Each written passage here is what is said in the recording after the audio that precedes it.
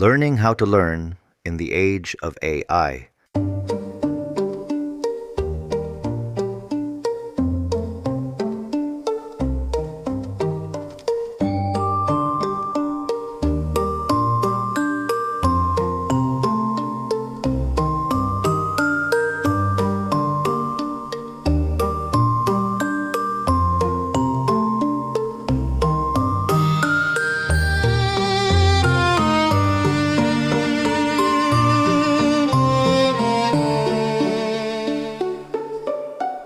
A Filipino worker retrains for the third time in 5 years. First on Canva, then ChatGPT, now something called Nano Banana. She laughs as she scrolls through another tutorial. Does the learning ever stop? She asks, half tired, half amused. It's a good question. Demise Hassabis of DeepMind says the most important skill for the future is learning how to learn. It sounds noble, like a TED Talk promise, but behind it is exhaustion. A quiet realization that the world keeps changing faster than our bodies and institutions can keep up.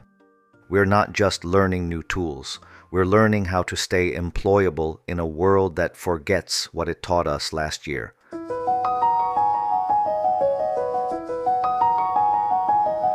Anthropologists have long known that learning is not just an individual pursuit, it's a cultural process. We call it enculturation, the way values, habits, and ways of thinking are transmitted through families, schools, religion, and everyday practice. From the start, humans didn't just learn how to hunt or cook. They learned how to learn through imitation and story. The first teachers were not professors. They were parents, elders, and artisans. From stone tools to steam engines, every civilization survived because it learned how to learn differently. Now AI accelerates that cultural clock. Memes, slang, and moral norms mutate weekly. Knowledge expires before the next curriculum review. In the Philippines, this acceleration meets resistance. Bureaucracies that still run on paper, schools with outdated syllabi, and workplaces allergic to experimentation. We are asked to be adaptive in a culture that still fears change. Learning how to learn isn't just personal resilience anymore. It's cultural reform. Humans are wired to learn socially. We observe elders, absorb stories, and copy gestures. Self-directed learning, the kind that online education demands, is much harder. It requires curiosity, patience, and a tolerance for failure. But Filipino culture often equates questioning with defiance, curiosity with disrespect. We shame failure instead of studying it. In such an environment, learning how to learn becomes an act of quiet rebellion.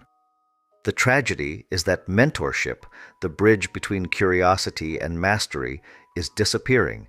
Many of our best mentors leave for higher-paying work abroad. Those who remain fight bureaucratic gravity, trapped in systems that rarely reward innovation. And so, a generation of learners grows up self-teaching in the dark. YouTube becomes university. ChatGPT becomes coach. AI can be a generous tutor, patient, tireless, and polite, but it can also be a seductive shortcut. It can explain everything, except why we should care. Hassabis is right. Knowledge now has the shelf life of milk. In a world where AI writes faster than we can think, the skill that matters is not recall, it's adaptability. But this is more than an educational revolution, it's a cultural one. Artificial intelligence doesn't just change what we learn, it changes how fast our shared world moves. Culture used to evolve in centuries, now it mutates in months. The pressure is enormous to keep pace, to keep relevant, to stay updated. But speed without depth can leave us hollow, knowing many things, but understanding none of them. The challenge then is not to outlearn the machine. It's to remember what learning is for. But let's be honest, learning how to learn has become a privilege. Many Filipinos simply don't have the infrastructure to keep up. Slow internet, expensive devices, limited English access. 97 million Filipinos are online, but being connected isn't the same as being empowered. In cities, students experiment with AI. In the provinces, some still share one broken tablet for an entire class. The divide isn't just digital, it's geographic, economic, and linguistic. And mentorship, the kind that could bridge this gap, remains scarce. Experts grow tired, institutions grow complacent. Without reform, meta-learning becomes another buzzword, a luxury of those who can afford curiosity. It would be comforting to end with a plan. Better internet, updated curricula, national mentoring programs. But reality doesn't wait for reform. Many Filipinos will have to learn how to learn on their own, in between shifts, in cafes, on borrowed Wi-Fi. And yet, that's where I find hope, because cultural evolution has always been uneven. Some fall behind, some leap ahead. The survivors are never the strongest or the richest. They are the ones who keep learning, even without applause, without guidance, without certainty. Learning how to learn is not a slogan. It's a survival trait, one our ancestors practiced long before AI arrived.